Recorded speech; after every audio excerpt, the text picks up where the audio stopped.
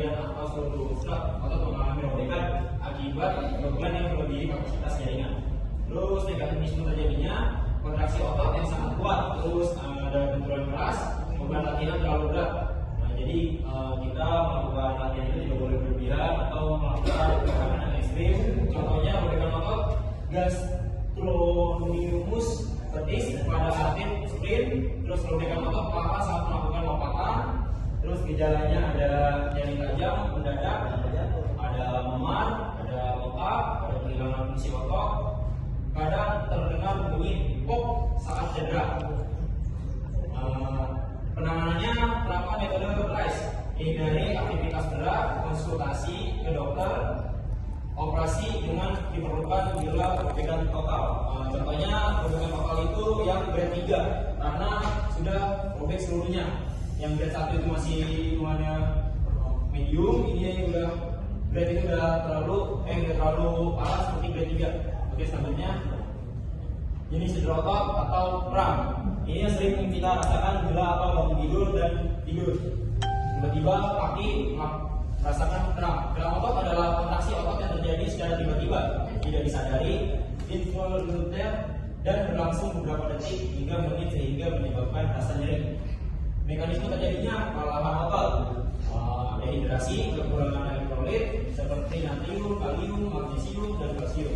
Aliran darah otot berkurang, jadinya aliran darah tidak sempurna. Terus kita melakukan aktivitas yang berlebihan dengan menggunakan kaki bergerak secara paksa, terus dehidrasi, kekurangan cairan. Terus gejalanya nyeri mendadak, otot terasa keras, sulit menggerakkan bagian tubuh yang mengalami kram. Penanganannya ketika aktivitas, lakukan peregangan perlahan, pijat ringan, minum air dan cairan elektrolit. Di contohnya seperti ini, otot akan mengeras dan kaki susah untuk digerakkan. Selanjutnya ada jenis cedera otot, DOMS delayed onset muscular soreness. DOMS adalah nyeri otot yang muncul 20 sampai 72 jam setelah melakukan latihan, terutama latihan baru atau latihan dengan intensitas tinggi. Kondisi ini disebabkan oleh kerusakan mikroskopis pada serat otot sebagai bagian dari proses adaptasi tubuh.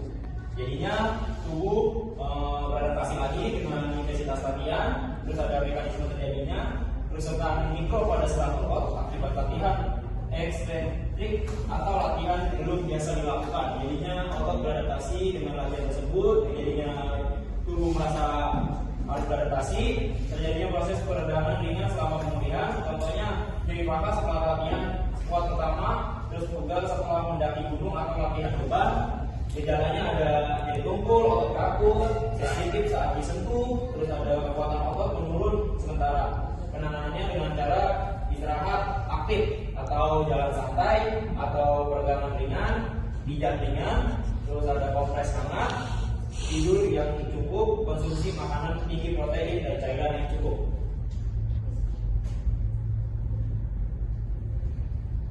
Ya, melanjutkan penjelasan untuk mau tadi, ini ada faktor resiko cedera otot. Nah, pemanasan yang kurang. Pemanasan yang kurang adalah aktivitas yang dilakukan sebelum pemanasan itu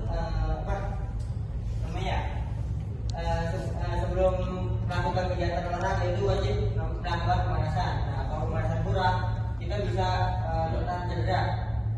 Ya, aktivitas yang dilakukan sebelum olahraga untuk mempersiapkan tubuh jika pemanasan kurang atau tidak dilakukan, otot tersendiri masih kaku, aliran darah ke otot belum optimal dan tubuh belum siap menerima beban latihan. Akibatnya resiko cedera otot seperti kram, kesleo hingga robekan menjadi lebih tinggi. Nih contohnya itu ada kita kayak sedang futsal. Kita sering kalau main futsal tuh langsung lari atau lari cepat, melupakan pemanasan. Nah, itu bisa meninggikan resiko cedera. Nah, selanjutnya ada fleksibilitas rendah. Fleksibilitas rendah adalah kemampuan otot yang sendiri untuk bergerak dengan leluasa dalam rentang gerak tertentu. mudah mengalami ketegangan otot, kesleo, atau cedera saat melakukan gerakan yang membutuhkan kebenturan. Contoh, sulit membungkuk atau mengangkat kaki tinggi sehingga mudah mengalami cedera saat berolahraga. Selanjutnya ada overtraining. Overtraining adalah kondisi ketika seseorang berlatih terlalu keras atau berlebihan, terlalu sering atau tanpa memberikan waktu istirahat yang cukup pada otot. Nah, latihan boleh, cuman tidak boleh terlalu sering atau terlalu keras. Itu bisa menyebabkan cedera otot tubuh. Nah, selanjutnya ada tubuh tidak memiliki kesempatan untuk pulih sehingga otot menjadi lebih rentan mengalami cedera. Tanda-tanda overtraining yaitu tubuh terasa lelah, performa olahraga menurun, nyeri otot berkepanjangan, sulit tidur, atau kurang bersemangat saat berlatih. Ketidakseimbangan otot. Nah, ketidakseimbangan otot terjadi ketika ada kelompok otot yang lebih kuat atau lebih lemah dibandingkan kelompok otot lainnya. Hal ini menyebabkan gerakan tubuh menjadi tidak stabil dan meningkatkan risiko cedera otot pada setiap otot. Contohnya ada otot paha depan jauh lebih kuat daripada otot paha belakang, sehingga lutut lebih mudah mengalami cedera.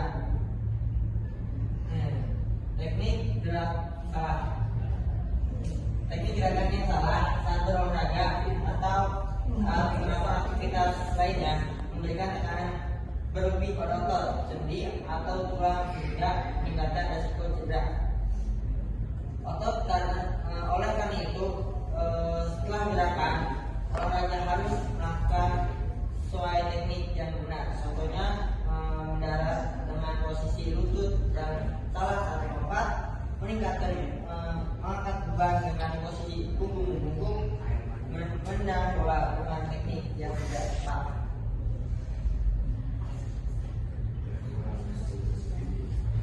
Oke, di sini ada peran musculoskeletal dan Golgi tendon organ. Di sini ada spindle otot dan Golgi tendon organ. Adalah dua jenis proprioceptor yang berperan penting dalam mengatur gerakan, mempertahankan postur, dan melindungi sistem otot dari cedera. Keduanya bekerja melalui sistem saraf untuk memberikan informasi tentang kondisi otot dan cedera. Ini ada gambarnya. Selanjutnya ada spindle otot dan refleks peregangan. Yang pertama ada mekanisme kerja, yaitu ketika otot diregangkan dengan cepat seperti saat dokter mengetuk lutut Anda. Spindle otot ikut meregang. Ini memicu serangga saraf sensorik untuk mengirimkan sinyal ke sumsum tulang belakang. Yang kedua ada respon refleks, yaitu sumsum tulang belakang segera mengirimkan sinyal balik melalui neuron motorik alfa untuk membuat otot yang diregangkan tersebut berkontraksi dengan cepat. Yang ketiga itu ada tujuan. Gerakan ini menjaga postur tubuh dan mencegah otot mengalami peregangan berlebihan atau mencegah cedera terberat.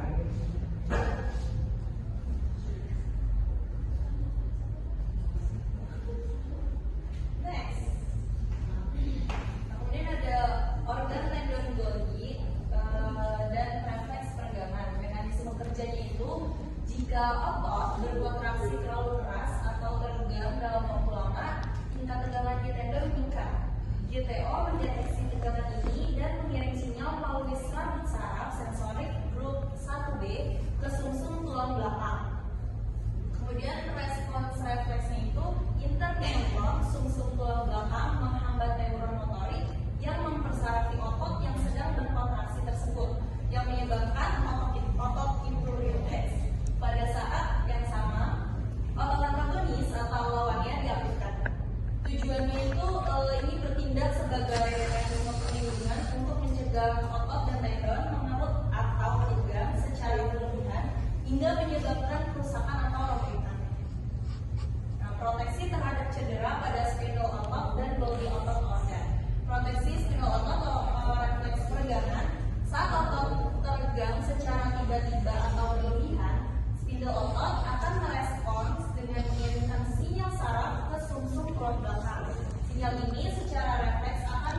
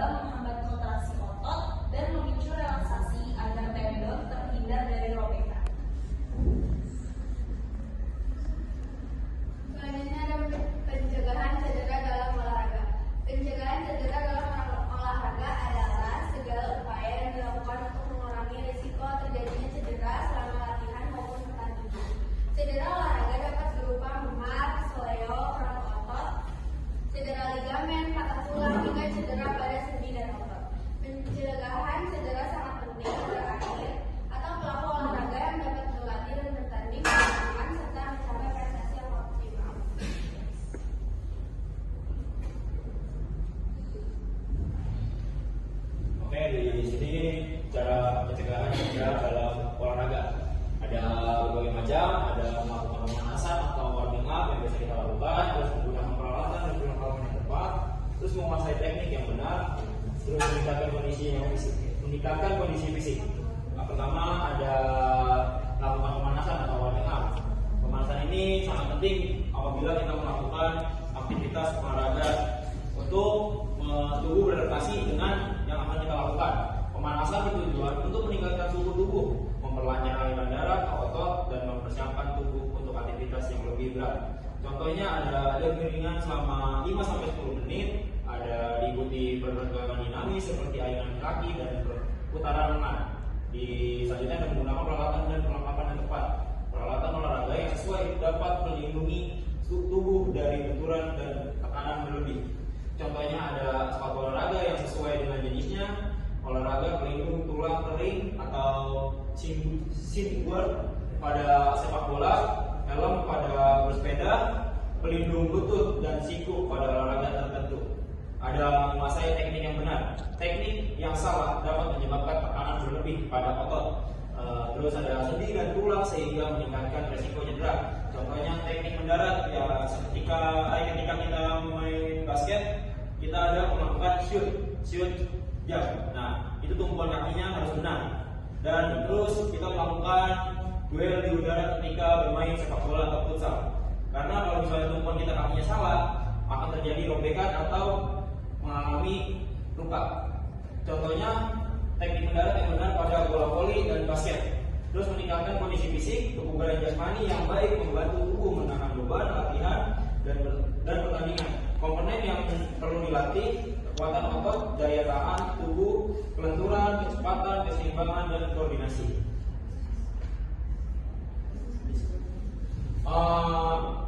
Melakukan latihan secara bertahap, menjaga asupan gizi dan hidrasi, istirahat cukup, melakukan pendinginan atau cooling down. Melakukan latihan secara bertahap, peningkatan intensitas latihan harus dilakukan secara bertahap. Jangan kita melakukan dari langsung latihan high, nggak boleh langsung high, harus ada bertahap. Terus juga menghindari kelelahan berlebihan, mengurangi risiko cedera akibat penggunaan otot yang berlebihan atau overuse injury. Menjaga asupan gizi dan hidrasi. Tubuh membutuhkan nutrisi dan cairan yang cukup untuk mendukung aktivitas olahraga. Manfaat menjaga energi selama berolahraga, mencegah dehidrasi dan kram otot, mempercepat pemulihan tubuh. Jadinya kalau misalnya kita kram itu karena pengurangan asupan gizi dan hidrasi. Istirahat yang cukup. Istirahat yang cukup itu sangat penting karena istirahat berfungsi untuk memperbaiki jaringan tubuh yang mengalami kelelahan setelah berolahraga. Istirahat yang cukup itu dari 6 sampai 8 jam. Terus ada manfaatnya mengurangi risiko kelelahan kronis, membantu pemulihan otot dan sendi, menjaga performa olahraga. Melakukan pendinginan atau cooling down. Pendinginan dilakukan setelah olahraga untuk mengembalikan kondisi tubuh secara bertahap ke keadaan normal. Jadinya ketika kita melakukan aktivitas setelah melakukannya, apalagi kita melakukan cooling down karena supaya tubuh kita kembali lagi kepada titik normal. Terus manfaatnya mengurangi ketegangan otot. Nah, makanya ketika kita tidak melakukan cooling down itu akan terjadi risiko yang namanya cramp. Terus ada membantu pembuangan sisa metabolisme, mengurangi rasa nyeri setelah berolahraga. Dilanjutkan oleh Hafiz. Ya, kesimpulannya dari seluruh materi ini adalah otot merupakan komponen utama sistem gerak manusia yang berperan pada penting dalam aktivitas sehari-hari maupun olahraga. Kalau melakukan aktivitas fisik, otot dapat mengalami kelelahan akibat perubahan fisiologi pada sistem saraf dan otot itu sendiri. Apabila kelelahan tidak dikelola dengan baik, maka performa olahraga akan menurun dan risiko cedera akan meningkat. Oleh karena itu, penerapan strategi pencegahan cedera seperti pemanasan, latihan yang terprogram, pemulihan yang cukup, nutrisi yang baik, serta penggunaan teknik dan peralatan yang tepat sangat diperlukan untuk menjaga kesehatan, meningkatkan performa, dan mendukung prestasi olahraga secara optimal. Oke, dari presentasi kami tadi mungkin ada yang ingin bertanya.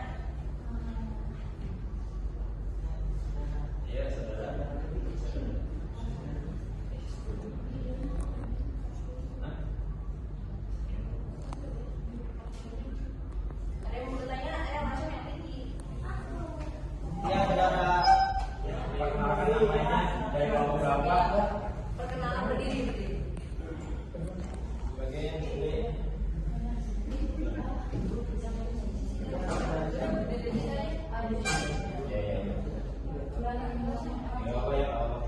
Perkenalkan, saya Sarina Mirda. Ingin bertanya dari kelompok 3, yaitu kelompok biru. Jelaskan perbedaan sifat kerja secara sadar dan tidak sadar, bentuk fisik dan lemak jaringan antara otot rangka poros dan jantung. Itu mau pertanyaan siapa?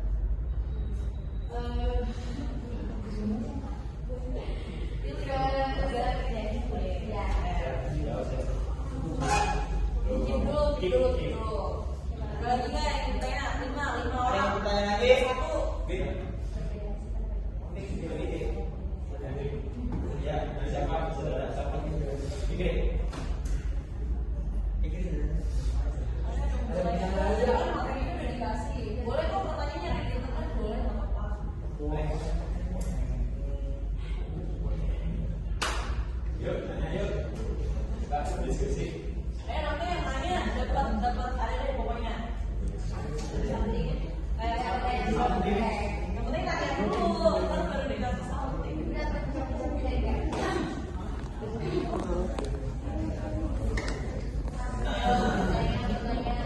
Kalau nggak ada yang nanya. Iya boleh. Apa sebaiknya? Apa? Ya. Dari Ramadan. Ya, perkenalkan saya Karena dari Bapak itu namanya bagaimana mekanisme penumpukan otot pada saat kita olahraga dengan intensitas tinggi dapat memicu kelelahan pada otot. Boleh.